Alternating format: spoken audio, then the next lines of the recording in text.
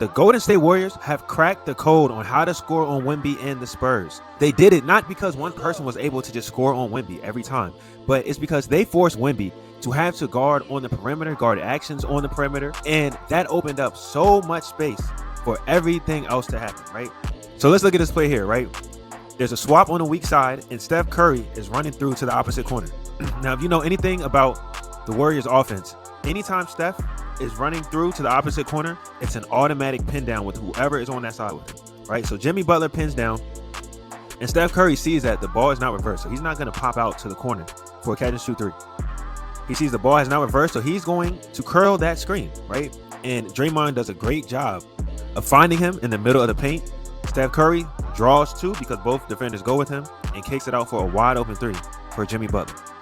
Now, before we go any further, make sure you like, comment, and share this video with all the Warriors fans, all the Spurs fans, so that we can have some honest discussion about what happened in this game here. Now, this play is going to show a lot why it's so important that Wemby is matched up with a player that thrives on the perimeter, right? So right here, the defense goes for a gamble. They try to get that steal, and now that creates a straight line drive to the basket, right? And Wemby naturally is going to sink down so that he can protect the paint, right? But because he's guarding Draymond Green, even though Draymond's not a shooter, he's very good making plays on the perimeter, right? So they kick out to the open man, and Draymond Green instantly, he doesn't take a bad shot. He instantly gets into a handoff with Steph Curry, right?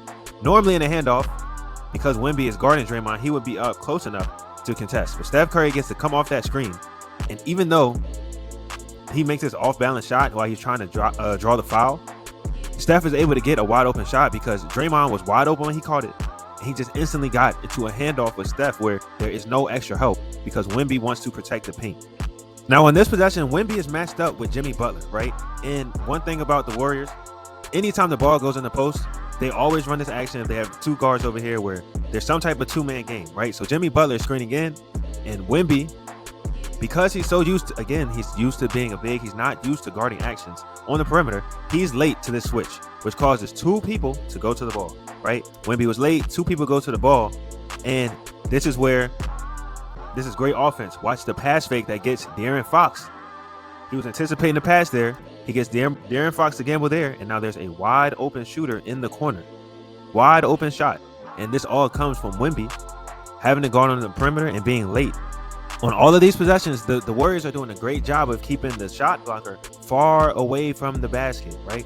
So on this play, they swing to Jimmy Butler, and normally there would be a stagger screen right here for the shooter to come off, right? Now, Pods, he goes around the first screen and he wraps it. He's going to wrap that first screen to the basket. This causes confusion instantly because they were expecting him to come off a stagger, right? So now, three players react to this, and the top screener now just sets a down screen to clean up all that mess. And now there's another wide open shot right here on the perimeter, right? And those type of reactions happen because, let's say Wemby was down here, a lot of times the Spurs will let you go because they know you're not going to shoot the ball on Wemby. But because Wemby's out here, the defense has to try to overreact to be able to recover to these plays. The Warriors system is just, there's just so much movement, and that's what makes them so hard to guard, right? So now there's a ball screen right here, and if you look over here, here's Steph Curry, right? He's getting guarded like Stephon Castle is expecting a down screen so that he can lock and trail Steph, right? But Buddy Hield, because he just makes that sacrificial cut, he just cuts through the clear space. Watch what Steph Curry does. He doesn't pop out to get the ball. He sees where the defender is guarding him, and he goes straight to the middle of the court. He just stampede, catches it, gets the ball downhill. He's able to get himself an easy layup. And that's, again, this is not Wemby, but their shot blocker was on the perimeter having to guard Al Horford because he can score from out there. So the lane is wide open. Now, this play is a prime example, and it shows how Wemby wants to be in the paint. He wants to protect the paint, right? So you'll see on this possession, he's matched up with Draymond Green, right? And right here, you'll see he turns and tells the bottom defender to switch with him and make him take Draymond so that he can guard the corner and protect the paint. He wants to stay low so he can protect the paint. Now, at the same time, Gary Payton is going to set a ball screen for Steph, and he slips it. So now there are two guards up high guarding Steph, and Gary Payton is behind the defense where he can cut to the basket, right? Draymond sees that a mile away, instantly cuts Gary Payton as he's cutting. And this is what Wemby wants. He wanted to be the person who's low so that he can contest anything in the paint. But Gary Payton, smartly, he knows Wemby was matched up with a perimeter player in the corner who can shoot. He kicks it out for a wide open three. This is how you turn Wemby's strengths into a weakness, right? He wants to be in the paint so bad that the Warriors are able to just space the court and make him pay time after time. Now, in this possession, the Spurs have not only Wemby, but Luke Cornett, which are two players who are not used to guarding on the perimeter, right? So you see right now, Luke Cornett is matched up with Gary Payton, and you got to remember that, right? So on this play, there's a ball screen, a low ball screen, and the Spurs are going to switch it, but Jimmy Butler's still able to get middle, right? Now watch Luke Cornett. He never takes his eyes off of the ball, right? He's so used to guarding bigs that he's just sitting here waiting because he wants to be able to make a play.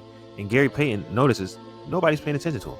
So he just cuts right back door. You see, Luke Cornett doesn't even realize that Gary Payton cut until he has the ball in his hands and he's able to get a wide open layup. Now on this play, Wemby is once again the low man. He's matched up with Al Horford, who technically is a shooter, right?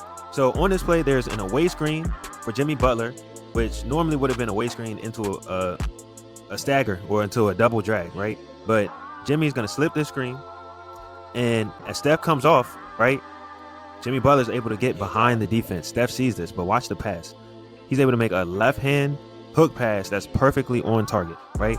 Wemby is low, so of course he wants to be there to protect the basket, and again, find the person he was guarding. There's a wide open three in the corner. Knockdown shot.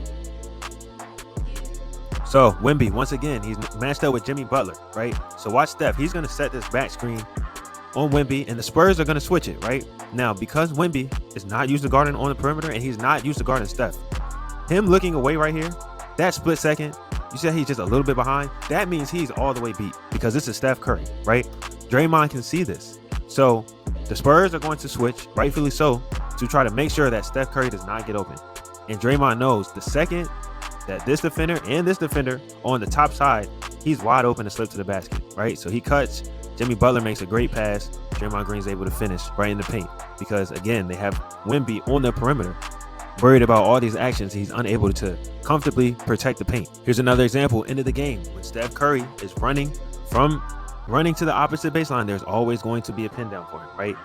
Now, because Stephon Castle is late, Gary Payton does a good job of getting contact on both players. Wemby wants to step out and help.